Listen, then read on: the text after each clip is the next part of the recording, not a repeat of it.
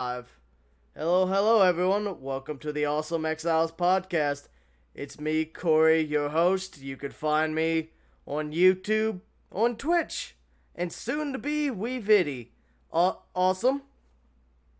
Yeah, I'm Linda Irwin of Awesome Insanity Surfers. You can find me on YouTube and Spreaker under Linda Irwin, under Insanity Surfers on Twitter and Continuum X, and watch for me to make an appearance on WeViddy.net as well. Ryan?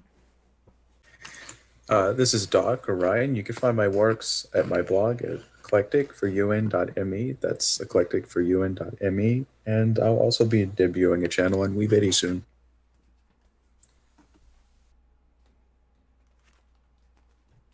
Spider?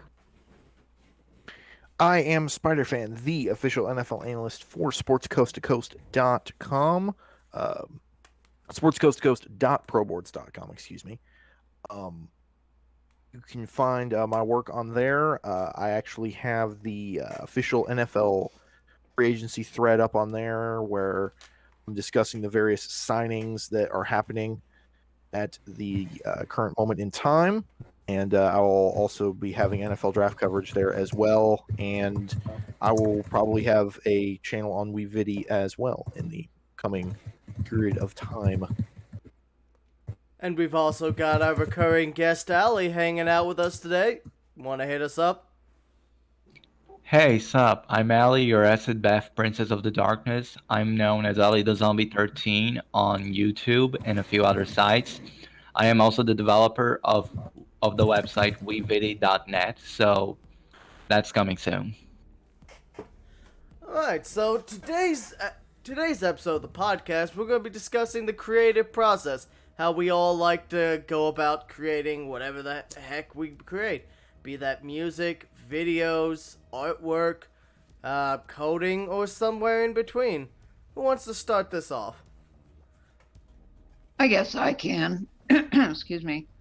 I do audio and video. I also write music. I do graphics, but that's for another time. The thing with me is what my inspiration is memory and imagination. For example, SpiderFan, he takes the DirecTV memory, he's heard these, but then he uses his imagination to change them up to make them more interesting. Well, that's kind of what I do. I'll hear something or somebody will be talking about something or I'll see something and I'll go, I could write a story about that or I could write a comedy thing about that. That's how I get my inspiration for what I do. Now, the difference between video and audio, if I want to put the same story out on media, is I have to do them differently. I can tell the same story, but they have to be presented differently. For example, when Dawson and I were doing Portland Cable Access Television, we were doing things that were visual. In addition to our lines, you saw us in our costumes and our makeup. You saw the set, you saw the props. We really could rely on that to convey the message of what was going on because people could see it and relate to what they were seeing. Then when we went to Spreaker to do Awesome Insanity Surfers, well, we didn't have the visual aspect anymore, so we had to do everything through audio, which meant creating an ambient set using sound effects. It meant creating sound effects to convey what we were doing, sometimes a little slapstick type comedy, and you had to put that in there. So it's just a difference of being able to determine what you need to use in your project, depending on what it is you want the people that are watching or listening to perceive. Now, as far as music goes, I basically have to decide what the song is going to be. Is it going to have a little bit of ethnic flavor? Is it going to be very retro? Is it going to be classical type? Because I've even done a waltz tune. Or what type of song am I putting out there? So then I have to decide what instruments I want to use in order to convey that feeling. I did one song that had a sitar sound in it. So I've taken you back to like the late 60s and early 70s with that one. And with the waltz, we've got a lot of violins and violas and cellos playing in that. So you have to decide too what beat you want. Do you want it to be a fast dance beat, something techno, maybe something old style rock and roll? Do you want it to be gentle and soothing and relaxing like you're sitting on the beach with a pina colada? So you have to choose your instrumentation, your beats, and your melody, and your chord progressions. If you want it to be the standard 3-chord rock and roll, do you want it to be something a little more complex with a lot of changes to it to kind of catch the person mood-wise? So that's basically how I come about deciding what I'm going to create and how I'm going to put it together.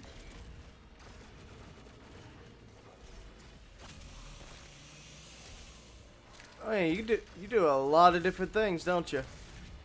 Yes, I do. Say, mine is a bit different. Honestly, it depends on the video I'm doing. It really depends. Like, am I doing a review? Am I doing a guide? Or, you know, because every video is a little different, you know. But one thing they all have in common is research.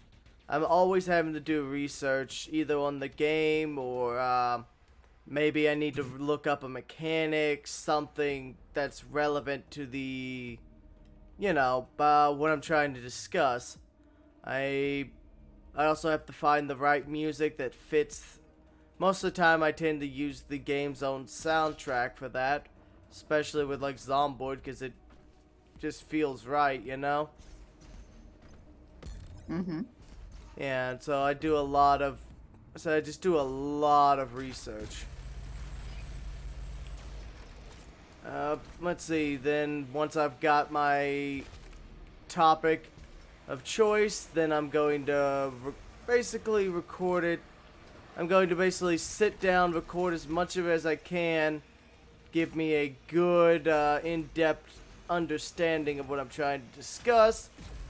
Then after that comes the scripting process. Once I've got my script fully written out, made sure there's no errors, everything's all how I want it, everything's all factual, all that. Then I just go straight to the audio recording, edit that all together while I'm recording it, because why waste a bunch of time and take a bunch of takes when I can just get it done in one good go. After that, it's putting it all together and seeing one product. Maybe I'll add a few different things for jokes. I'll say for some of my reviews, I like to add little memes and audio cute jokes. Like in my Resident Evil 3 review, I added some old meme songs that were from the era of the originals, when the originals were first getting popular on YouTube, like the old Resident Evil 3 old memes and stuff. Because I like doing that sort of stuff. Takes me back, and people usually get a chuckle out of it. Yeah, but after that, that's pretty much how I make a video. What about your cooking, though? I'm interested in how you come up with your ideas for that. Well, a lot of cooking. The cooking shows I tend to, what's it called? Look up. I tend to either do a lot of things that I've had personally, stuff that I like to eat while I'm at different restaurants and stuff. Like, hey, that sounds like a lot of fun to try. Or, say in the case of ribs or steak and stuff like that, that's stuff I have a lot of experience with. So I could just jump right into that and show people how I like to make a steak. Like, say, I don't tend to make the tradition. You know how a lot of places tend to just make the traditional plain. This is salt, pepper, and butter. That's all you get for your steak. Yeah. Like, I like to add chili powders, garlic, onion pasta, bunch of different flavors. Like, yeah, it's just because it's boring to me, Like, you have all these spices and flavors. What makes steak so different that you can't afford to apply a little extra flavoring? Like, sure, steak flavor on its own is good, but why not make it a little better? Yeah, make it unique, make it interesting, something that you want to make again and again. Oh, yeah. I said, one thing we do a lot of times, because we've been trying to do something new on every cooking show. So we started really dabbling into baking, right? So we've been picking up a lot of materials for that, because, like I said, we aren't bakers. We aren't, very experienced with that. So we've had to pick up a lot of new equipment, like new mixing bowls, new hand equipment, all sorts of stuff. So whatever I'm looking at, I look up what what I'm going to need to make these products. And then a lot of times we just take our first stab blindly at it on the stream. A lot of times, sometimes it works out, sometimes it doesn't, like the sugar donuts, because, well, we haven't really experienced with yeast very much, you know? So your audience is learning along with you sometimes. Indeed. And the other thing that makes the cooking show a little different is because it's a live show compared to the videos. It's it's got a bit of a different process to it, because I'm actually interacting with the chat, taking their feedback, getting their thoughts on what they think of the food and the show so far.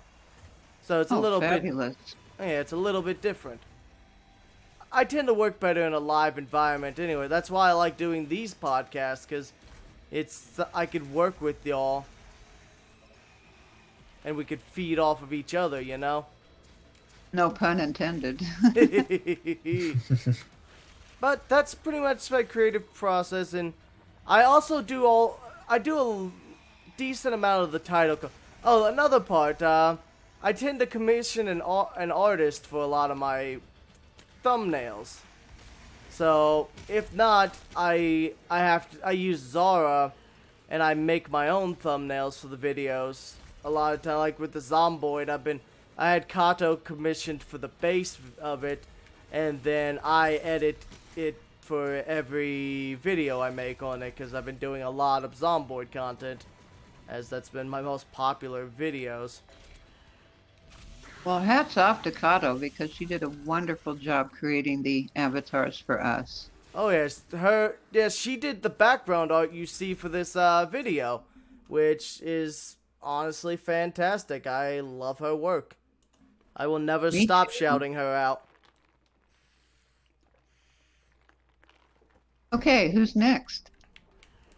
I guess I'll go next because mine is less in depth. Basically, currently, when I do my columns during the football season, or when I do my quick thoughts on the things that happen in the NFL offseason, such as free agency or the draft, I really don't have like a necessarily specific vision going into it where I'm like, oh, well, this is exactly how I'm picturing it in my head. I mainly just write it out, look at it, be like, okay, is this what I want to do? Do I want to rephrase something? Do I want to add something onto it? Whatever the case may be.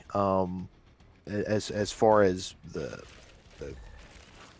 off-season thoughts. Now, during football season itself, a lot of times as I'm watching games, I'll get an idea on what I'm going to say in my head.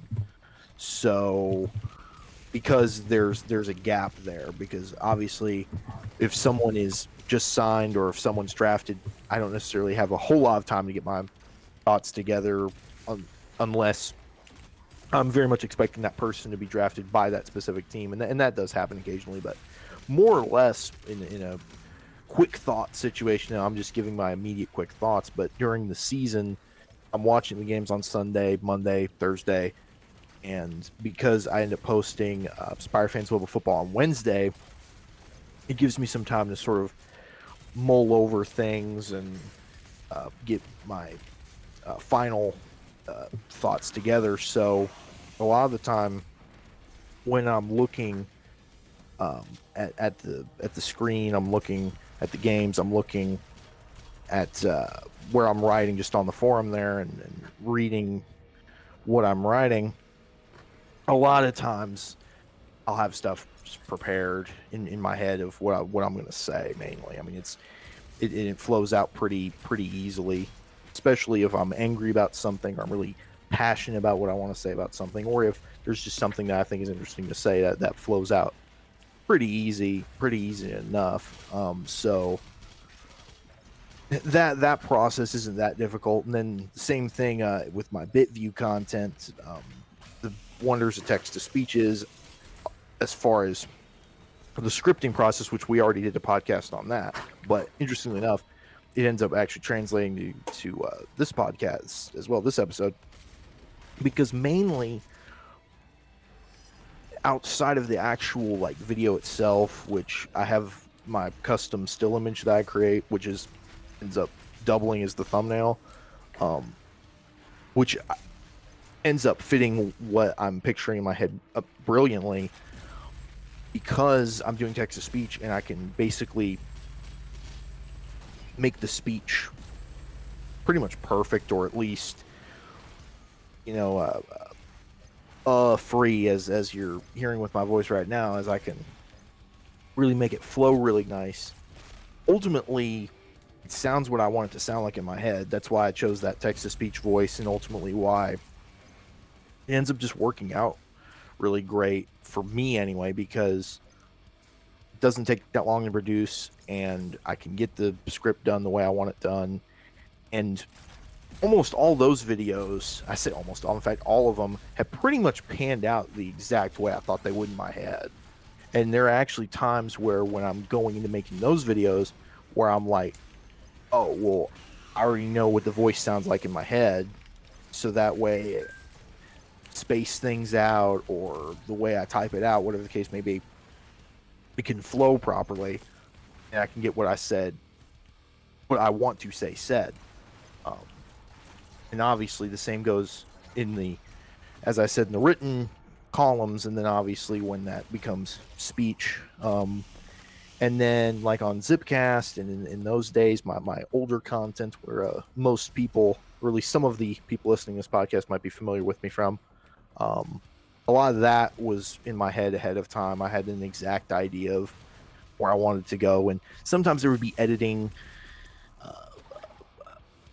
faux pas, or there would be changes that would be made that where things wouldn't exactly necessarily be the way I'd want it to be, which you can't expect every video to be exactly what you wanted it to be, but a lot of the time I pretty much was very much satisfied with the product and was like, this is basically what I thought it would be like in my head. And that's always my goal, is I have a vision of what it is in my head, whether it is the column or whether it is the video, and trying to meet that mental expectation as best as I can. And way more times than not, that expectation is met.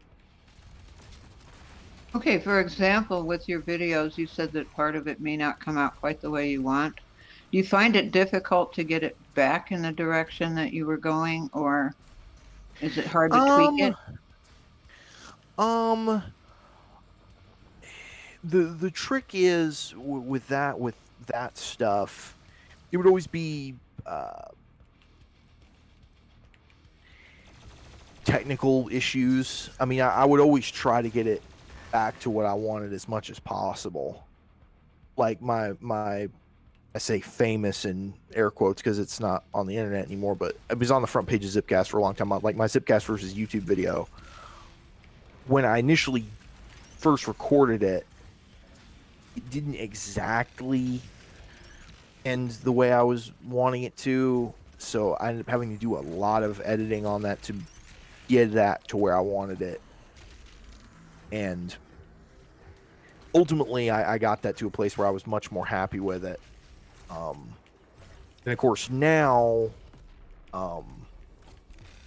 if I'm writing something out ahead of time with scripted content, or obviously the columns, if it's not going the way I'm wanting it to go,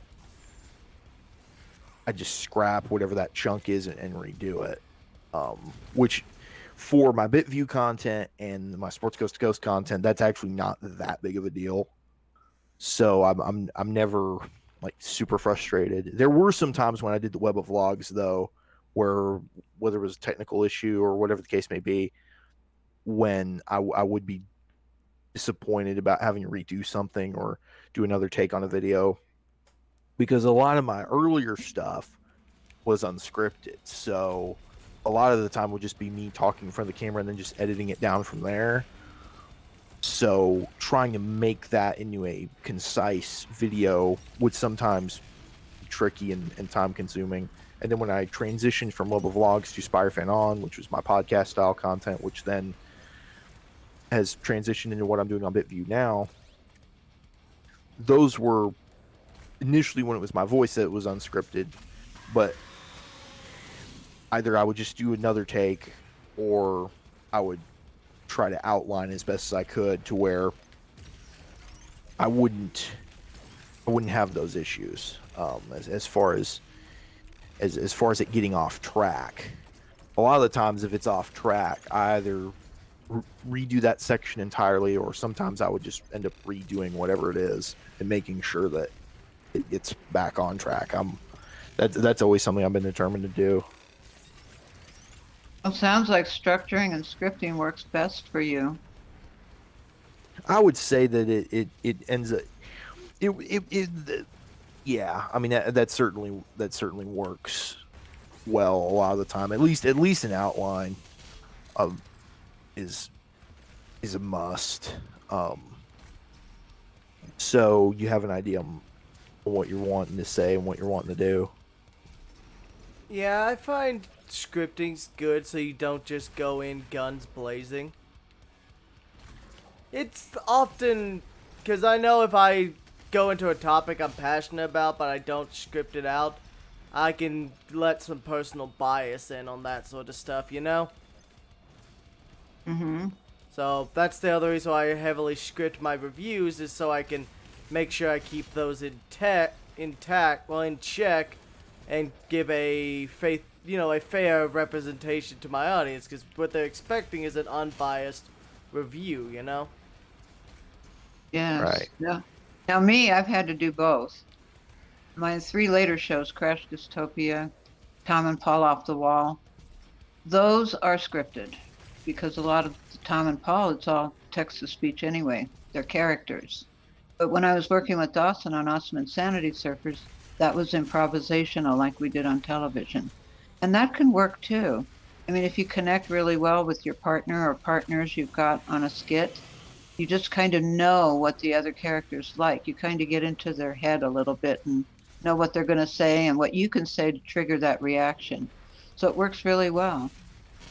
Oh yeah, so that I like that live stream of consciousness style content too.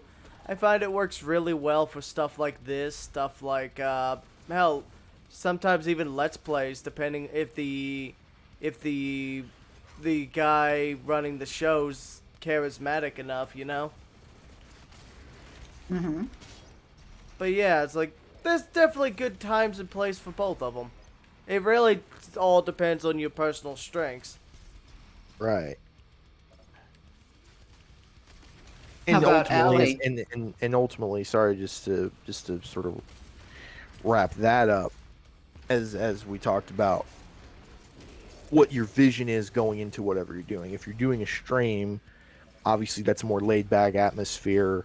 That's going to be more improvisational just by nature. So you know that going in, as opposed to when you're doing a review or whatever the case may be, a scripted type of content, when obviously the vision is, I want this to be concise, I want this to be well thought out, I want this to sound right, I want this to, as Cora said, unbiased. You have an idea going in of what you're going to do, so obviously from there you can prepare on how you want to tackle things. Exactly. Allie, how about you? Well, I'm not really a content creator, but there was a time I was. I mean, back in 2007, 2008 or something. I started watching videos from Shadow Laggy, that YouTube content creator, and it was very impressive. She did a great job on those animations she did, and so I was shocked because Shadow Laggy used to say all you need to animate is Microsoft Paint and Windows Movie Maker back in the day.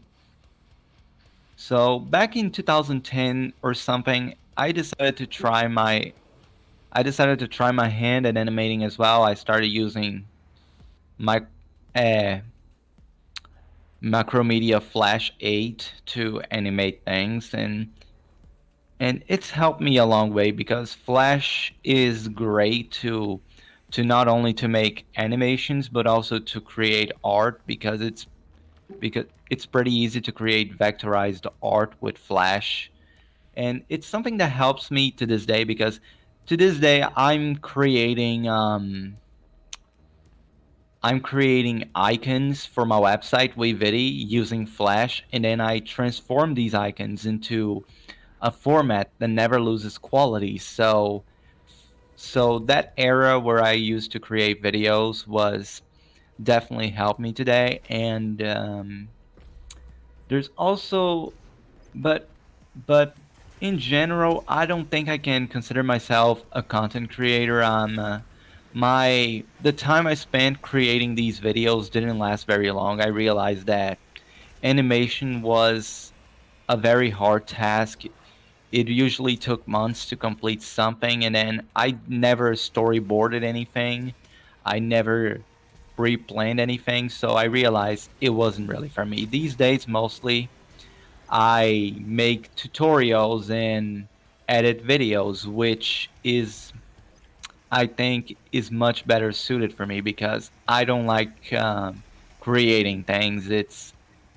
I'm basically a very lazy person, so creating things is hard work, and that's why I mostly stick to easy stuff like coding. I mean, easy for me because I know a lot of people say coding and programming is hard, but it really is you just writing a bunch of stuff. So coding for me is like the only thing I really create for real. Like I code websites, I also make browser extensions.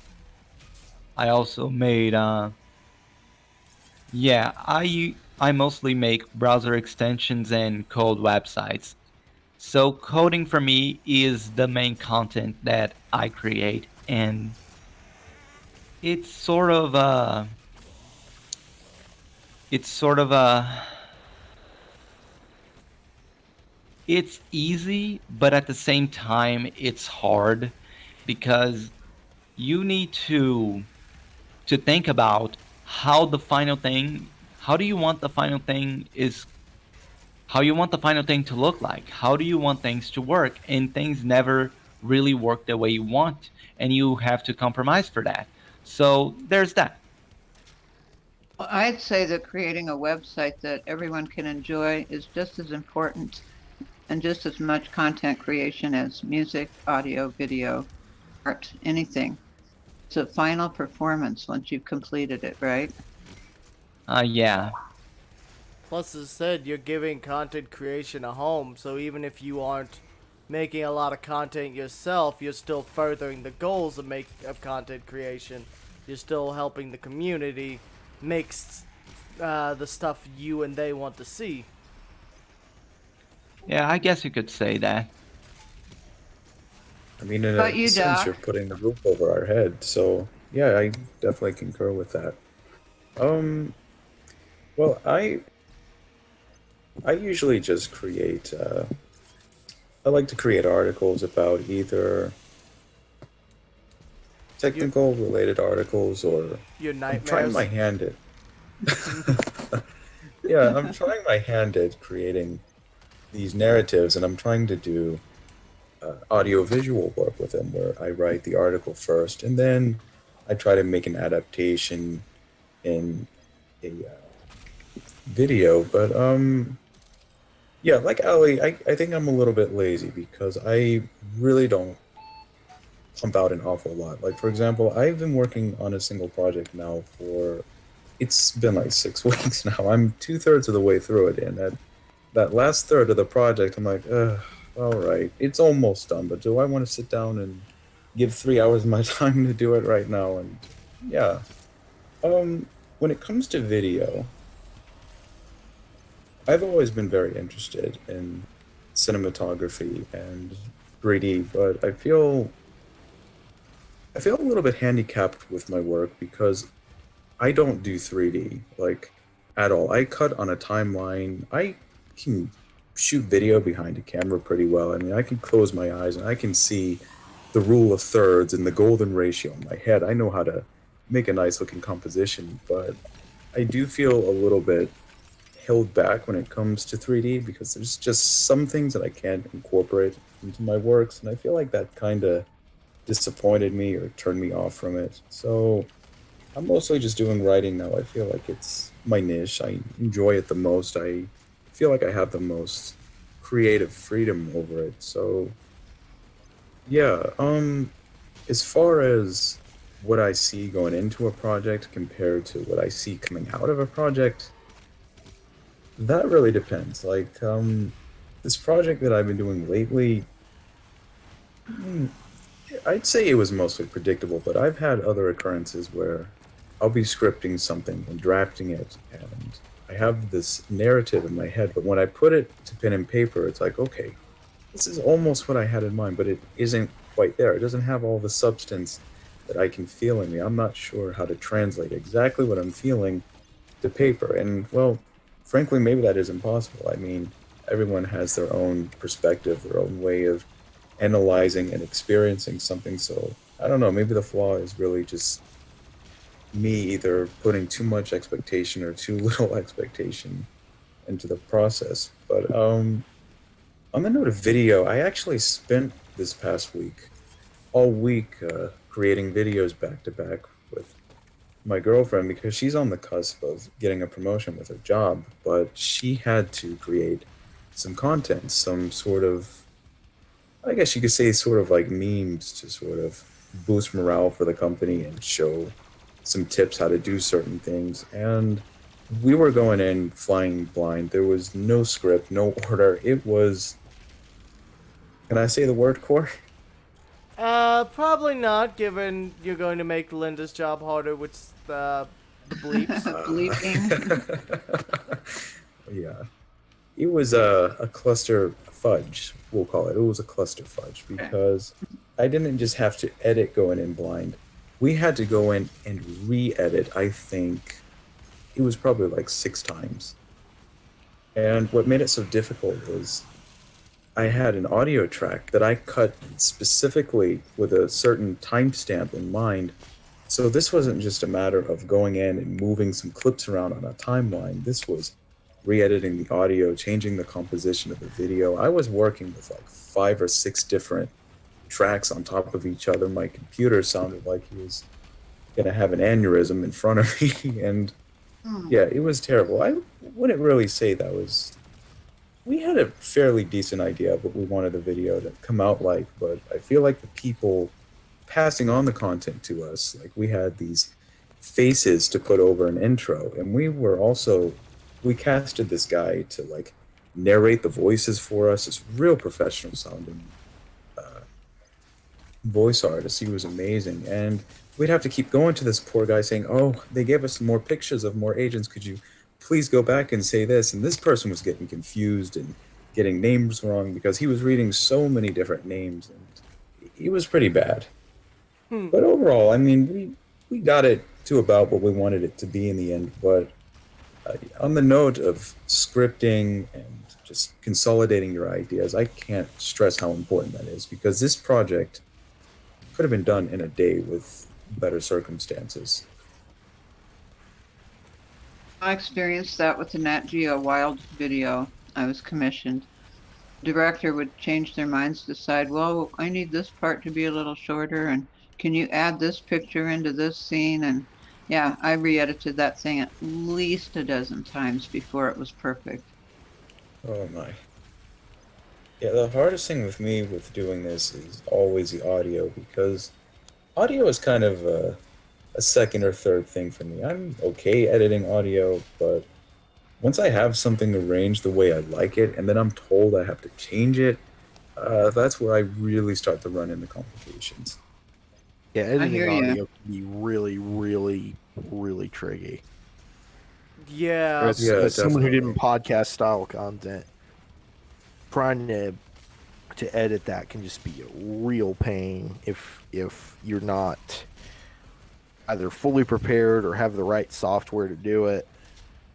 Because I was still using Windows Live Movie Maker, and I would have the still image, so I would have to cut the audio, but the audio track would jump and move around, or I'd have to make the picture last like for 10 minutes, so when I took out 2 seconds and it jumped 5 minutes, it wouldn't, like, the audio track wouldn't shrink down to where I had to stretch it back out. Which is not, I mean, that's obviously not the kind of software that you probably want to be messing with audio, but that was just a nightmare sometimes. The nice thing about NCH Video Pad, which I use to make my videos, and no, they're not paying me to say this, is that you can lock tracks into place so that they don't move around when you're moving things. Yeah, that's personally why I like Sony Vegas, is because there's so much. It's such a crazy program that there's so much stuff you can do with it. Well, because it's like $600 program if you don't get it on a deal. Yeah, I and kind mind you, of Vegas started. I'm sorry, Ali. I kind of tried using Sony Vegas once on trial, and I don't think I like it because like I said, I used to make videos with Macromedia Flash, and Flash allows you to edit things, draw things, and insert things right on the preview screen. And Sony Vegas is something that doesn't allow that. Like, you have to add things in a layer, and then you have to edit a bunch of numbers, instead of you just inserting a video somewhere and placing a video wherever you like. No, you have to add a specific number for that, at least in the version that I used of Sony Vegas. So I kind of ditched Sony Vegas, and then I looked for another software, and I found a software called VSDC, Free Video Editor, which in my opinion is much better than Sony Vegas, but still is not perfect because it's slow as hell. It crashes a lot, and yeah, I'm still looking for a good video editor that allows me to edit things in the preview screen, but Sony Vegas is not that. To be fair, when's the last version you used? I think it was 12 or something. Because I'm using Pro 14 and it works pretty nicely. Like, it does got a preview window and everything. You still have to put everything in tracks, but you could still edit live and pretty effectively. But it's also, it depends. It could be a clunky program, especially if you're new to it. Like, it's a program that takes weeks and months of really using it to learn its ins and outs. Well, from my usage using Vegas, well, in my case, what I always do, I like to have everything that I'm going to edit in Vegas sort of, I guess, edited before I put it into the timeline. Like, if I'm taking images, I want to filter and color code them and do those sort of things, because Ali's right. Even in Vegas 16, which, by the way, if you used Vegas 12 and you don't like it very much, it really hasn't changed that much in form since, besides maybe the performance is a little better. It's a little weak when it comes to, say, editing photos, especially editing photos. Like, if you want to edit photos in Vegas, you should really do that in another editor before you drop it onto that timeline. And that's something that I didn't actually have the time to do in the last project I did. So I was kind of relying on its own built-in tools for this, which didn't come out quite what I wanted, but it was okay-ish. I mean, it wasn't bad by any means. Yeah, it's primarily a video and audio editor first. It's not, Yeah. It's not pretending to be a GIMP, a Adobe Suites or whatever. But yeah, It kind of just has the assumption that whatever you're editing, you more or less have it what you want it to be before it goes on to that timeline. pretty much. Though it does have a decent color grader.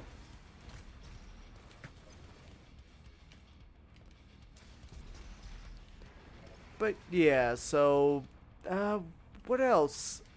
Has everyone said how they like to do their creative process? Pretty much. All right, what else should we talk about? Because we've still got some time. We've only been live for 40 minutes.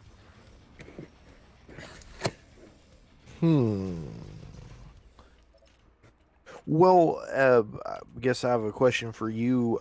Since Core and Doc, well, I guess Doc actually addressed it, but especially Core.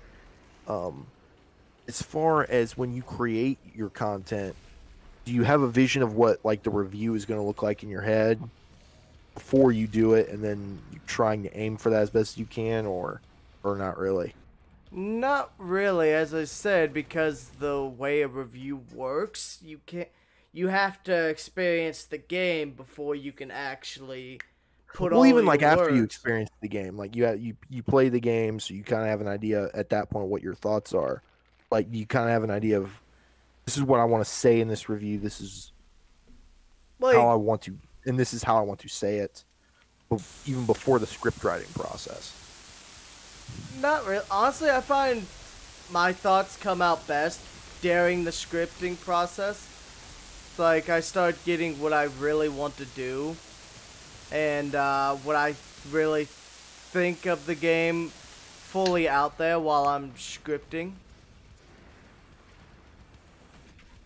It's like, because it helps me to better express my thoughts on the subject and how I feel about it. I see. It's like, because, say, the way I do my scripting, I break it down into categories. It forces me to think specifically about those aspects and what I think and how they appear to other people. I see. Yeah. Does that answer your question? Yeah. But yeah, Ellie, how's coding anyways? Like I said, I've only done front end stuff, while you have a lot more experience with the back end than me. Well, coding is literally you open a piece of text in text editor, Windows Windows default text editor, and then you write a few things, and then you watch everything get rendered on screen. It's like you're giving you're writing instructions for the computer to draw something like you for example, you write in a piece of text, draw a circle, and then you save that piece of text and you tell the browser to open it. The browser will show a circle to you. That's how coding works. Oh, so okay, because I used to do HTML5 in Windows Notepad. I Yeah, remember that. I did too. yeah. So okay, so it really hasn't changed a lot, has it? Yeah, there's that too. I mean, there are a bunch of programs that let you edit things like HTML easily, like you insert images, you place things in there, but these programs are usually very faulty because HTML is not as easy as that. You really need to learn how to edit the source code. You need to open the file in the text editor and you need to see how it works. That's basically how I started coding. I open a page to I open a page to see actually no. Actually, I learned how to code back when I was making a game, a fin game of Resident Evil called Resident Evil the RPG. That's when I learned coding because I used to use this game maker called RPG Maker XP. I used to make it this RPG of Resident Evil, this fan game, and this program actually teaches you a lot about coding because it has this command screen where you insert what you want the game to do, and that's basically how coding works. You basically give the computer the things it wants to do. You write what you want the computer to do, and the computer does it. So I learned coding that way. I When I thought I knew enough about the program and how it worked, I passed on to coding, and then I realized it wasn't really different from inserting all of these commands into the game. You really just need to write it up instead of clicking a button. That's how coding works. You open a text editor and you see all of these things, and then you imagine you're pressing a button. Only you're writing it. You're not pressing anything. You're writing it. Like, computer, press this button, and the computer does it. It's hard to explain. Yeah, you basically have to learn. You have to learn the ins and outs and of of all the rules of the coding. Like, cause every program has its own coding rules that you have to follow. I was going to say, it kind of reminds me of back in the 90s when I was doing interactive macros. You would have the yes and no depending on what the person that was interacting with it would type in. You would have to tell the computer how to respond to that through code. I did like a little game thing myself one time where, are you an alien? And you ask a question, they have to type something in or select yes or no. And it would go on to the next thing. And when it was all done, it would flash like it was thinking about it. And it would come back with an answer for them. And it always came back, yes, you're from another planet. Hmm. Well, let me ask you, Ali. I tried learning C once, and well, I was cursing the world for the whole process of that. Would you say that web development is any easier or harder than, say, writing a standalone application in, say, C or Java or what have you? Well, I can't say much about that because the only time I've ever messed with C was in college while I was making a a piece of program, and it was a very simple program. Basically, all it did was a mathematical equation. It wasn't really anything complicated. That was the only time I ever messed with C. I never made any standalone applications either for Windows or Linux. I really only ever made um web applications. These things you can open a website and they will do it for you. That's the only thing I specialize in. But as far as standalone applications for either Windows or Linux or any other program go, I never made them.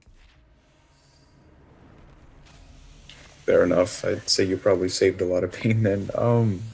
Yeah, that's an idea that I gave up on pretty quickly. For me, what killed it for me was just all the syntax that you have to remember. It's just, it's a lot. Yeah, Now, C. I remember C is very unforgiving. You have to obey a lot of rules, like before you type up any variable, you need to type the variable type. Like if you type a variable, if you type an int variable, a number variable, you can't change it later on. Like you can't add any other data. Like you type you type a number variable and you insert a number on it. You can change it to a text variable like other programming languages like PHP and JavaScript allow you. No, you have to convert said variable to another variable using a function on C. It's a pretty mess. It's a pretty mess. It's one of the reasons why I never messed with C other than the tasks they gave me in college. It's because C is very, very anti-developer friendly. It has a lot of rules and it complicates things a lot.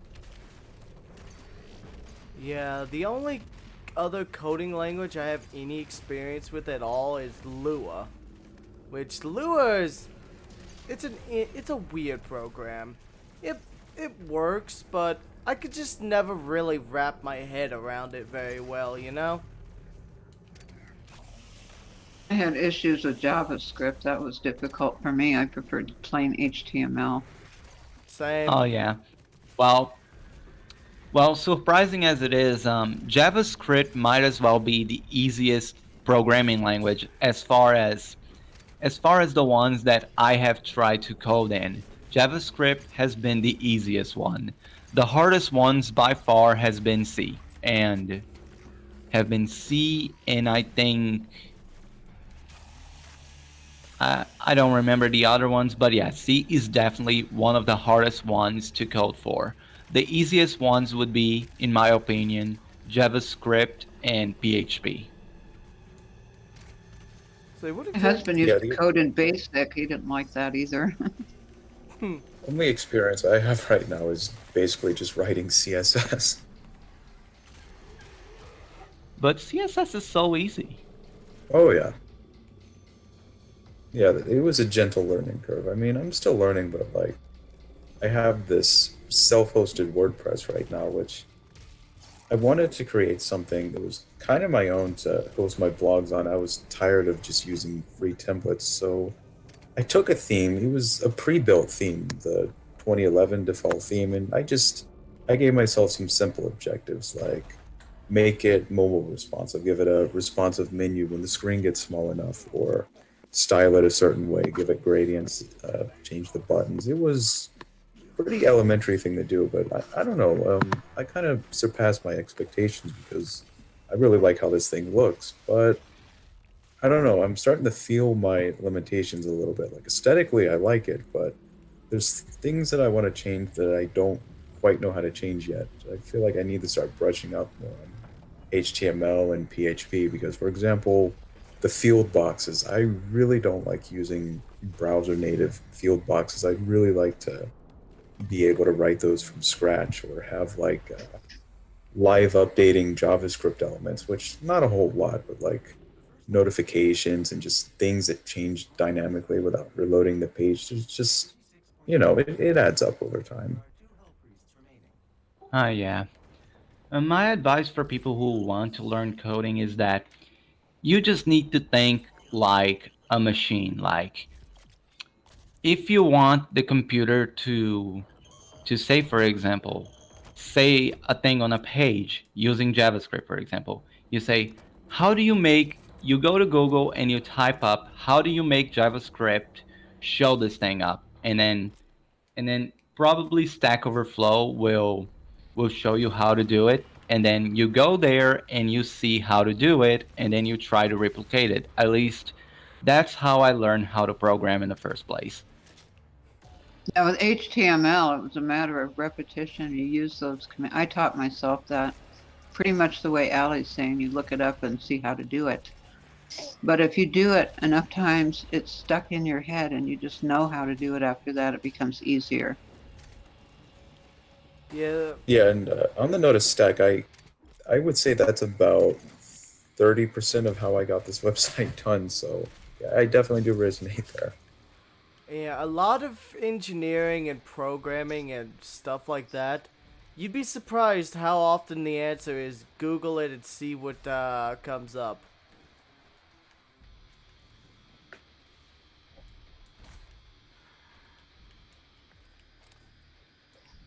Like, Any more on the subject, or? Well, I'm not really a coding person, so I actually don't have anything to say on the subject myself. On the subject of coding. well, anything else to say on the creative process of any kind?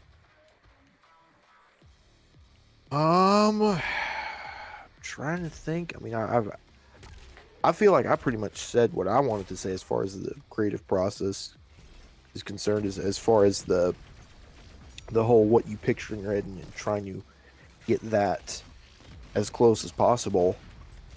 I mean, I feel like I've said my piece personally on that topic. Well, on a slightly unrelated topic, what sort of browser extensions do you develop, Ali? If you don't mind, I'd really like to take a look. I don't think they're publicly available. I mostly develop them for myself. For example, I I work on this freelance website, and they have a. I work for this freelance website. They have an RSS sheet that keeps getting updated every now and then. It doesn't have email notifications, so I basically needed to have this thing get updated and tell me whenever there was something new. Kind of like YouTube subscriber system. Every time somebody sends a video, YouTube sends you an email. So I kind of needed a website to do that for me, but the website didn't have a function for that, so I needed to code my own program for that to happen. And that's basically how I get to know new jobs for me to apply to. Another extension I developed. Let me check here.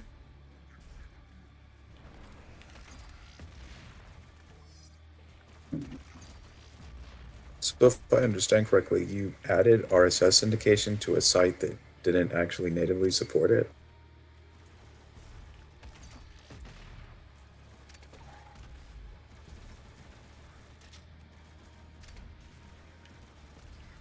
Well, that's pretty much it. Most of the browser extensions I develop are are used only exclusively by me, because I don't think any other people go through the things I go through. Like, I have my own problems, so usually I make a program.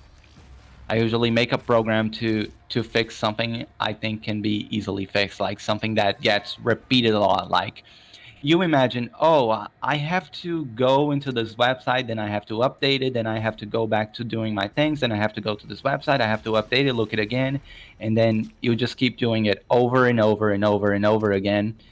So at some point, when I start to notice I'm doing this a lot more than I need to, I'm repeating this a lot, and I don't need to go through all of this, I I just make a program for that. I notice things are getting repeated, so I make a program to repeat that for me. That's usually how I develop my extensions.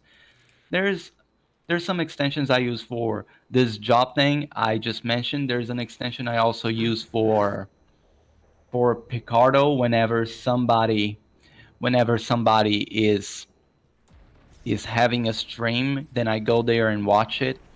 I I also make Grease Monkey extensions.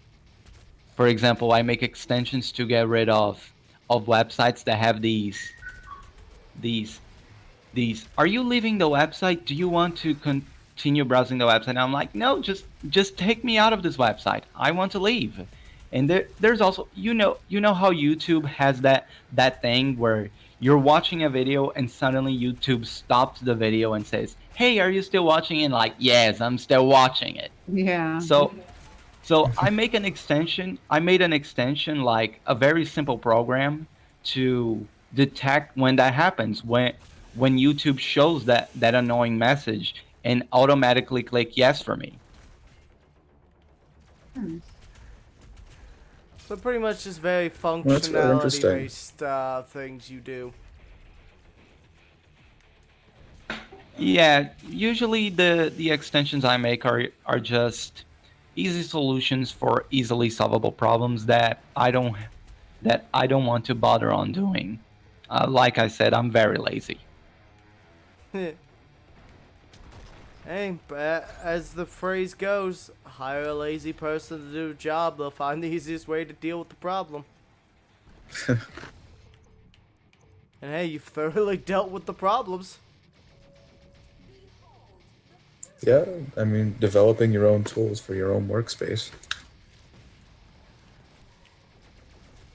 Now, No. we can go way off topic here for a second, since we're just at this point trying to continue going here. I read an interesting article today, and it was talking about the most valuable media franchises in the entire world. Distinguished colleagues, would you like to hear what those are?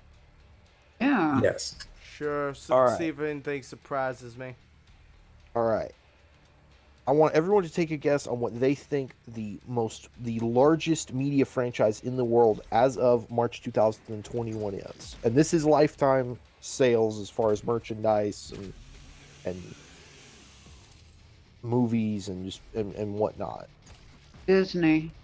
Yeah, as I say, Disney's probably the first guess. Pokemon, That doesn't surprise Really? me. Pokemon. $100 billion. Pokemon franchise has grossed $100 billion as of March 2021 globally. Well, of course, those little Wow. cards been eating holes in kids' pockets for decades. Now, I want everyone to take a guess on what the number 2 thing in the world is. Because I will give this is an odd hint. It is not something that you would expect. I personally was shocked by this. And I was talking to someone about this today, and they were also very much surprised. I think something unconventional you might not immediately think would be the second. Is it some is it some Chinese-owned monstrosity?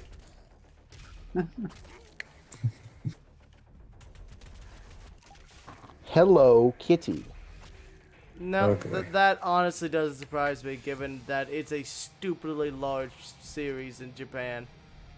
And there's a Seattle 84.5. Museum that has an entire room dedicated to Hello Kitty. $84.5 billion Wow.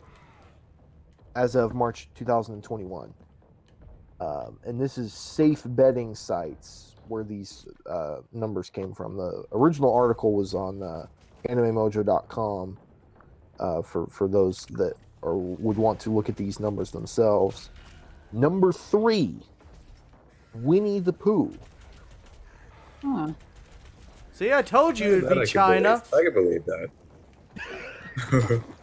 And like that, we've now been banned in China. Yeah, well, we haven't been banned in Keep China. going. It's just the Chinese government is now going to come after core. Now, I am honestly surprised Disney just didn't make I Winnie the Pooh completely disappear from the face of the earth like they do with that old racist movie they made in the 40s, because Disney is a lot complicit to Chinese things, like in the new Mulan movie they kind of thanked a concentration camp, and I'm like, what? Like, what? Disney likes China a lot, so I am honestly surprised they didn't outright make Winnie the Pooh disappear from the face of the earth. Number 4, Mickey Mouse. Okay.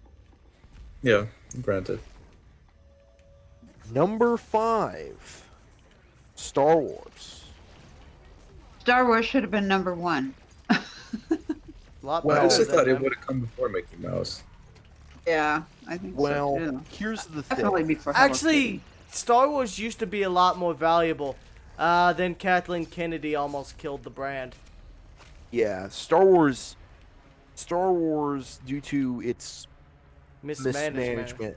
However you feel about the sequel trilogy and what has come out under the Disney era, it is not out of turn to say that what they have made has certainly been controversial at best. They made the first Star Wars movie to actually lose money. So when you think about it in those terms, because I was actually, one of my friends is actually a really big Star Wars person, so he and I had a long conversation about this. When you have a franchise that was as valuable as Star Wars was, okay, part of that was action figures and merchandise, and obviously other types of merchandise. Well, the thing is, Star Wars Revenge of the Sith came out 2005. I remember it well. I had it on DVD, watched it a number of times when I was younger. I have great nostalgia for it, and just Star Wars in general. Force Awakens comes out 2015, so that's a 10-year gap. Now, my distinguished colleagues, what massive movie franchise happened to pop up in the intervening 10 years? Marvel. Oh, yeah. Because 80s, 90s, early 2000s, while there were very much superhero action figures and other types of action figures based on different cartoon shows and whatnot, Star Wars was the predominant brand as far as pop culture would be concerned, and science fiction and fantasy and that realm. Well, in the 10 years, it was gone. And you can keep in mind, Revenge of the Jedi was early 80s. So there was a period between 83 and 99 when Star Wars was gone, and it still was big, even with all of the various things that came in between that, because they were still selling Star Wars figures, and there were still Star Wars books and comics and whatnot. But between 05 and 2015, you had all of the Marvel movies. I mean, up until summer 2015, that would have been Age of Ultron. So the first two phases of the Marvel Cinematic Universe. Well, the thing with that is, you had a generation of kids grow up with that as the predominant brand. The predominant brand. Not only did that happen, but things like action figures, and even comics also to an extent, were much less popular because of the various advancing forms of technology. Because of this, the audience for collectibles such as action figures and comics is an older, more mature with a small m, not necessarily adult content, but it is a more well-informed audience. And when you have a more well-informed audience of collectors, when the new movies came out, and they were certainly divisive. A lot of, well, no one really wanted to buy Rey toys. Yep. No. Because we're not talking about necessarily kids buying Rey toys, because they just don't buy many toys anymore. But the people who would buy Rey action figures would be an adult collector market. Well, when you have an adult collector market, and you create something divisive, there's going to be a split. So inherently, you are making something that would be less profitable. But what's it called? Like, say, the Mandalorian's been selling everything like hotcakes as well. The Mandalorian. Oh, I know. Well, but even then, they managed to screw up that cash cow. Yeah, they did. They certainly managed to do that. So, I mean, I have a video on BitView about that if you want to hear, if the audience wants to hear my full thoughts on that. Now, obviously, it's yet to be seen just how much of an extent they screwed that show up, but there's certainly morale amongst Star Wars fans is certainly low at this point, which it was not even 3 months ago, 2 months ago. Well, yeah, it was at its peak because they just brought back Luke and everyone was insanely pumped by it. Yep. And then Gina Carano got fired, and then all of that goodwill turned into hostility. Or at least a lot of that goodwill turned into hostility. So that obviously was the most recent controversy that has happened with Star Wars under the Disney ownership, but that and various other things led Star Wars from being much more valuable franchise years ago and much higher on the totem pole than it is now. And because of the divisiveness that Star Wars has produced, I highly doubt Star Wars will ever go up very much. I mean, it's to me, I think it's destined to only go down. Honestly, I think Star Wars. Personally, I think Star Wars' best days are behind it. Personally, not to say that there won't be a good Star Wars show that would come out here and there, or there wouldn't be some good comics, or there wouldn't be some good books here and there. Because that's, with as big of a franchise as Star Wars and as vast as the Star Wars universe is, good things will exist that people do like. Some segment of people will like. But as far as a mass popularity and mania and whatnot. I don't see that ever happening again with Star Wars, personally. We'll see how things shake out. But, well, I guess, do we really have anything else to discuss on our topics tonight? Or, what else? Or should we just wrap this stream up? Oh, here he's back, so sure, we can wrap up. Yeah, Well, I let think me we just can wrap that up. let me finish the rest of this list real quick because there's just a few more things. Immediately under Star Wars, there's a bit of a gap. Disney princesses. Then after Disney princesses, Anpan Man, which is a Japanese franchise. If you ever want to know if any anime fans out there that like a One Punch Man was visually inspired by Anpan Man. What was it? Then what? Oh, was it? Because I quite Yeah. liked One Punch Man. Yeah. Saitama from One Punch Man looks almost exactly like Anpan Man. Oh my! Like the yellow costume and the suit, or the yellow suit and the red cape, and him being bald is all based on Anpan Man. I just love how the balding fit into the narrative of the show. How he starts off with a full head of hair, and then Yeah, and he's then he works out so much that he's bald. Because that's how that works. Then below Anpan Man, Marvel Cinematic Universe. Right below that is Super Mario, which has continued to grow. Obviously, there's the Super Mario theme parks. And then, surprisingly, still in the, what would this be? 1, 2, 3, 4, 5, 6, 7, 8, 9, 10. Still number 10, Harry Potter. Oh, Which I was surprised that would still be in there after nearly almost over a decade of there not being any official Harry Potter movies. So, anyway, I thought that might be an interesting list of things. Not to mention with Oh, it J.K. is. Rowling doing her best to kill it. Obviously, she sparked controversy, so yeah. it's one of those That could be things where mild. that's one of those things where you wonder what the future, if there would be any future of that brand, in a way similar to Star Wars. Yeah. Plus, it didn't help that their movies were always a bit hit and miss. Like, the first 3 movies are generally regarded as good, but after that, they're more divisive on how people feel about them. Yeah.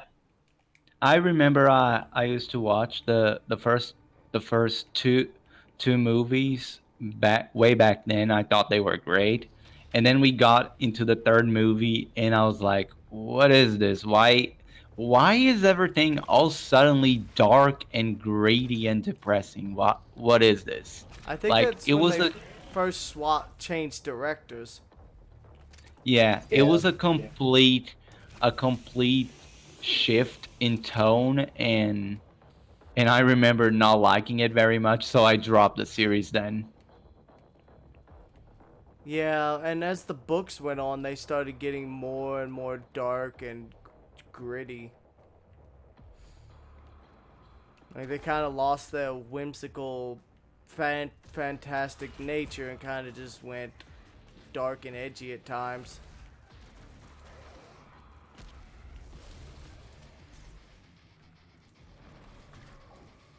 Doc, are you back from your bathroom run?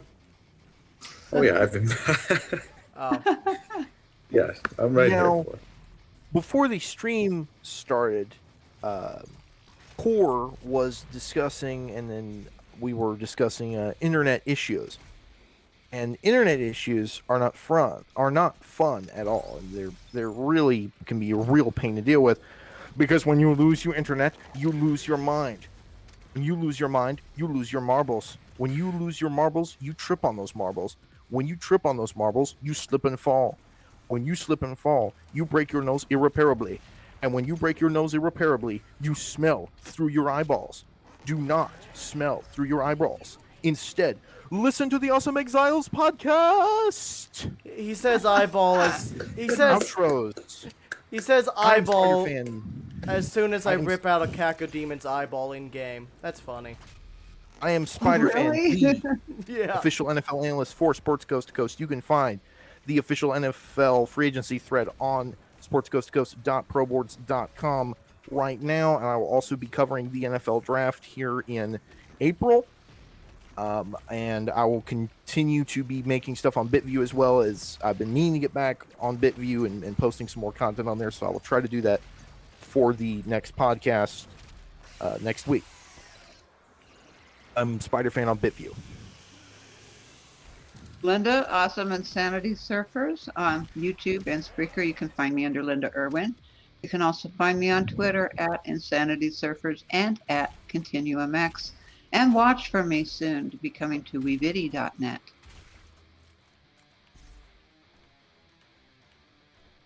Ryan, or Doc as I go on here.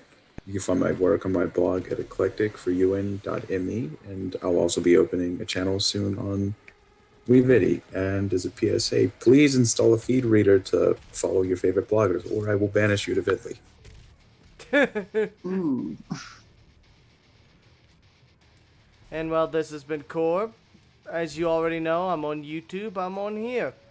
And soon, and WeViddy, but that's not publicly launched yet. So, you can't follow my channel there. So, but hey, you've joined us. Allie, you want to give you a little spiel? This has been Ali, your acid bath princess of the darkness, developer of WeViddy, soon to come. And if you don't like this video, you're a poser and a prep. And if you don't like our podcast, I'm gonna slit my wrists. Oof.